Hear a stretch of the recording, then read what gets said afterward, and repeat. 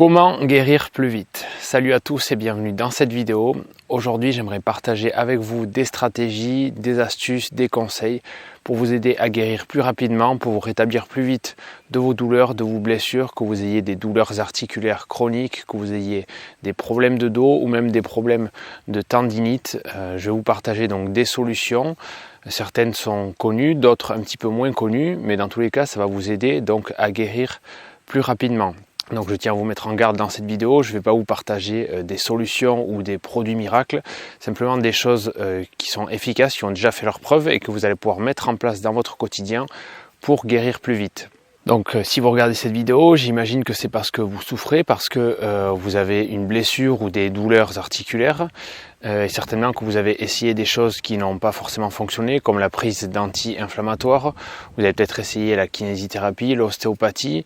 Alors je ne dis pas qu'il ne faut pas se servir de ces choses-là, simplement si aujourd'hui vous en êtes là, certainement parce que ces choses-là n'ont pas forcément eu assez d'efficacité sur vous.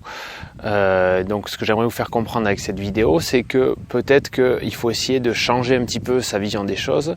Il faut peut-être essayer de passer d'un mode de fonctionnement où on est un petit peu passif, où on attend finalement que l'aide vienne de l'extérieur, à un fonctionnement un peu plus actif, où c'est nous en fait qui allons passer à l'action, qui allons être au centre du processus de guérison et qui allait mettre en fait en place des méthodes de récupération actives. Donc c'est vraiment comme ça, je pense qu'on peut guérir plus vite, c'est en mettant en place des choses concrètes et voilà, en passant à l'action tout simplement. Donc il faut bien comprendre que quand on est jeune, notre système de récupération, notre organisme, il va récupérer plus vite. Et à l'inverse, plus on avance dans l'âge, plus on a une vie qui est stressante et plus notre organisme récupère moins bien. Donc ça implique qu'on mette en place des choses, des méthodes de récupération pour nous aider à guérir plus vite. Donc ces méthodes de récupération, ça va être quoi? La première déjà, ça va être de travailler régulièrement sa mobilité. Quand je parle de mobilité, je veux dire des automassages, des étirements et des exercices de mobilisation articulaire. Si vous regardez cette chaîne et les vidéos de cette chaîne, vous allez certainement remarquer que c'est des choses que je mets régulièrement en avant, le fait de faire des automassages. Ça a un puissant impact sur votre capacité de guérison. Voilà, vous allez stimuler la circulation sanguine, stimuler la circulation lymphatique. Vous allez, si vous faites ça sur des muscles tendus, vous allez aider en fait à relâcher les tensions. Ça va faire une certaine remise à zéro de toutes vos tensions. Donc c'est vraiment quelque chose qui est très efficace que je vous recommande de faire. Si vous ne savez pas comment vraiment le faire, je vous invite à regarder les vidéos de cette chaîne. Il y en aura certainement d'autres dans le futur. J'en ai déjà publié quelques-unes qui traitent de ce sujet. Également donc les mobilisations articulaires, essayer de bouger régulièrement dans la journée. Je pense que je le répéterai jamais assez, mais le fait de bouger, c'est vraiment fondamental pour tout votre corps. Donc il vaut mieux bouger peu, mais bouger souvent. Il vaut mieux bouger régulièrement dans la journée un petit peu que faire une grosse séance par exemple de sport pendant 2 heures et après ne plus du tout bouger. Donc ça, c'est vraiment des choses super importantes à mettre en place et qui vont vous permettre déjà de guérir un petit peu plus vite. La deuxième chose sur laquelle il faut vous appuyer pour guérir un petit peu plus vite, c'est votre nutrition. Voilà, l'alimentation, c'est un sujet qui est assez vaste, qui est assez complexe. Mais c'est vraiment un outil puissant de récupération, un outil puissant de régénération que vous avez à votre disposition, déjà d'une pour lutter contre l'inflammation. Donc il y a beaucoup de choses à dire sur l'alimentation. Donc de manière résumée, comment ça fonctionne? Le corps il va utiliser les matières premières que vous lui apportez pour réparer, pour aider à la réparation des zones blessées, des zones qui sont douloureuses. Donc à quoi il faut faire attention dans la nutrition? Déjà il faut faire attention à ne pas avoir de carence nutritionnelle. Donc si vous avez des petites carences, ça va ralentir en fait les processus de guérison. Donc il faut faire attention par exemple à certaines vitamines comme la vitamine A, la vitamine B, la vitamine C, la vitamine D, le zinc, le magnésium. Tout ça c'est des choses sur lesquelles il faut un petit peu porter son attention parce que c'est des choses sur lesquelles on peut avoir des petites carences. Donc pas des grosses carences, mais c'est assez simple en fait avec notre mode alimentaire d'aujourd'hui, mais d'avoir des petites carences dans ces choses-là. Donc je ne vous recommande pas directement de vous diriger vers une supplémentation, mais simplement de faire quelques petits ajustements alimentaires et ça sera déjà efficace. Donc la deuxième chose à faire, ça serait d'essayer d'avoir une alimentation qui soit le plus anti-inflammatoire possible.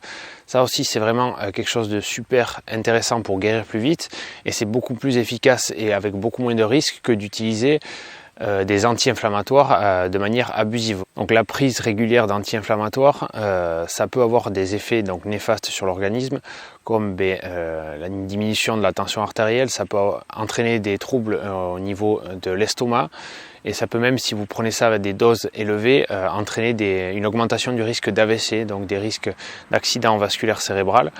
Donc c'est des choses qu'on veut éviter. Il vaut mieux se tourner vers des choses plus naturelles, comme le fait d'adopter une alimentation anti-inflammatoire. Donc essayez d'incorporer dans votre alimentation des épices, par exemple des épices comme le cumin ou le curcuma ou le gingembre, qui ont de fortes propriétés anti-inflammatoires et qui vont vous aider donc à lutter contre l'inflammation. Également des herbes comme le persil, le romarin, le basilic, tout ça c'est des choses qui sont très efficaces puisqu'elles possèdent des propriétés antioxydantes vraiment très importantes. Et la troisième chose, ça serait d'apporter suffisamment de protéines dans votre organisme. Suffisamment, mais pas trop, parce qu'un apport trop élevé de protéines, ça peut entraîner une certaine acidification donc, de l'organisme. Ça, c'est contre-productif, c'est quelque chose qu'on veut éviter, mais vous devez en apporter suffisamment. Donc, il faut avoir un espèce d'apport équilibré. Donc il y a des études qui ont prouvé que si vous avez un apport qui est déséquilibré, si vous avez un apport qui est insuffisant de protéines, ça peut avoir une incidence sur la production de collagène. Donc le collagène, c'est un composant essentiel de vos tissus, de vos fascias, de vos tendons. Et donc si vous n'apportez pas suffisamment de protéines, ça peut ralentir en fait les processus de guérison et ça peut être contre-productif, vous allez guérir moins vite en quelque sorte. Donc essayez d'avoir toujours un apport équilibré de protéines.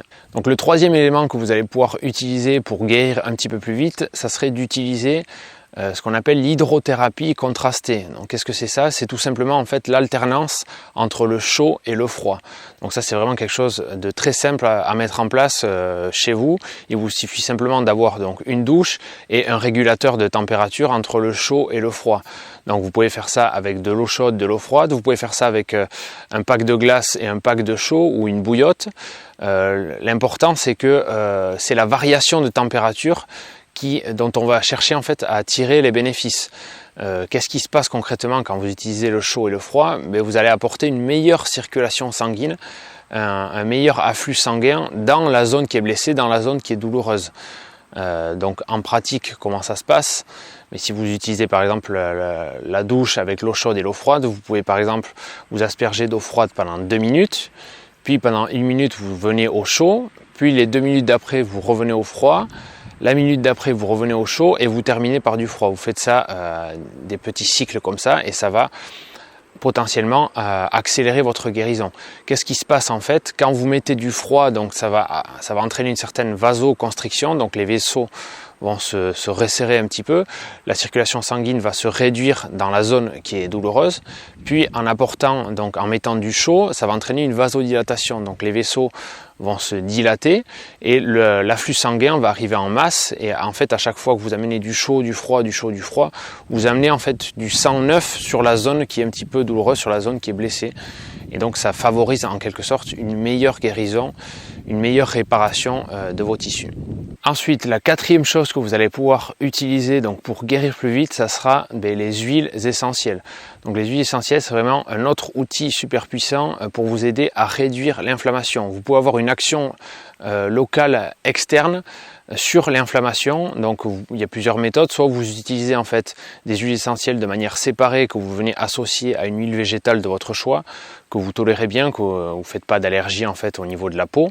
Soit vous utilisez donc un mélange déjà tout prêt d'huile essentielle que vous avez simplement à appliquer. Donc dans les deux cas, vous appliquez ça en massage sur une zone douloureuse, sur une articulation qui est douloureuse, sur une zone du dos qui est douloureuse. Vous massez et de cette manière-là, vous avez une action externe très localisée donc sur l'inflammation. Donc il y a certaines huiles que je pourrais vous recommander qui ont des propriétés anti-inflammatoires très puissantes, comme par exemple l'huile essentielle d'encens ou l'huile essentielle de citronnelle ou l'huile essentielle de Golteri. Tout ça, c'est les choses que vous pouvez appliquer sur votre peau en association avec une huile végétale comme l'huile de coco par exemple, et ça peut véritablement vous aider à soulager vos douleurs et à vous aider à guérir plus vite. Donc que vous ayez des problèmes de lombalgie, que vous ayez des problèmes de fibromyalgie ou de problèmes de discopathie, ou même des problèmes de tendinite, c'est vraiment quelque chose à essayer, à tester et à mon sens qui est vraiment très efficace. Cependant, les huiles essentielles, c'est toujours à manier avec précaution. Il y a toujours un risque de brûlure si vous faites des surdosages. Donc privilégiez plutôt des mélanges qui sont déjà tout prêts, ou si vous faites vos propres mélanges, veillez toujours à respecter les bons dosages. Et donc la cinquième chose, ça serait de travailler son état d'esprit, son mindset, ça serait de croire en sa guérison. Pourquoi? Tout simplement parce que votre état d'esprit, il peut influencer positivement ou négativement votre douleur. Il peut influencer votre système nerveux. Voilà, si vous êtes plutôt du genre stressé, angoissé, souvent négatif, ça peut empirer les choses, ça peut accentuer en fait la douleur, alors que si vous avez plutôt un état d'esprit optimiste, ça peut améliorer véritablement les choses, ça peut vous aider à guérir plus vite. Quelqu'un qui est souvent négatif, il aura tendance à se focaliser sur sa douleur, et ça c'est très important, j'insiste vraiment là-dessus. Si vous vous focalisez sans arrêt sur votre douleur, ça va accentuer les douleurs et ça va en quelque sorte ralentir le processus de guérison. Donc ça, si vous avez des douleurs chroniques, c'est vraiment un point essentiel à ne pas négliger. Si vous avez mal depuis plusieurs mois, depuis plusieurs années, c'est vraiment quelque chose sur lequel il faut essayer de travailler, parce que votre système nerveux, en quelque sorte, il s'est un petit peu adapté, il est devenu beaucoup plus sensible, il est devenu hypersensible en quelque sorte, et c'est quelque chose sur lequel vous devez travailler tout simplement. Donc faut essayer c'est pas forcément évident, il faut essayer de se détacher de la douleur, et pour ça vous pouvez mettre en place des exercices très simples comme des exercices de relaxation guidée. Vous avez juste en fait à suivre une vidéo que vous pouvez trouver très facilement sur internet, vous branchez des écouteurs et vous suivez par exemple le son de la voix qui va vous guider, qui va vous aider à vous détendre, à vous relâcher. Et pendant ces quelques minutes, en fait, vous êtes vraiment focalisé sur le moment présent et vous êtes plus focalisé sur votre douleur. Donc c'est des exercices que vous pouvez tester, que vous pouvez mettre en application et qui peuvent vous aider donc à vous détendre. Ça va avoir une action sur votre système nerveux, et tout ça, c'est encore un moyen de plus de vous aider à guérir plus vite. Voilà, gardez bien à l'esprit que vos émotions et votre état d'esprit, c'est vraiment les grands régulateurs de la douleur. Donc il vaut mieux faire en sorte que ça soit des alliés plutôt que des ennemis. Voilà, écoutez, c'est tout pour cette vidéo. J'espère qu'elle vous aura plu. Si c'est le cas, n'hésitez pas à mettre un pouce en l'air. N'hésitez pas à vous abonner. Et si vous souhaitez en savoir beaucoup plus sur les méthodes pour retrouver un dos sain et sans douleur, vous avez un lien qui se trouve juste en dessous dans la description de la vidéo. J'ai créé une série de 5 vidéos offertes où je vous donne des astuces, des conseils, je vous montre des exercices pour vous aider à résoudre vos problèmes de dos de manière 100% naturelle. Voilà, tout ça se passe dans la description de la vidéo. Moi je vous dis à très vite, et puis d'ici là, prenez soin de vous, prenez soin de votre dos. C'était Simon, salut!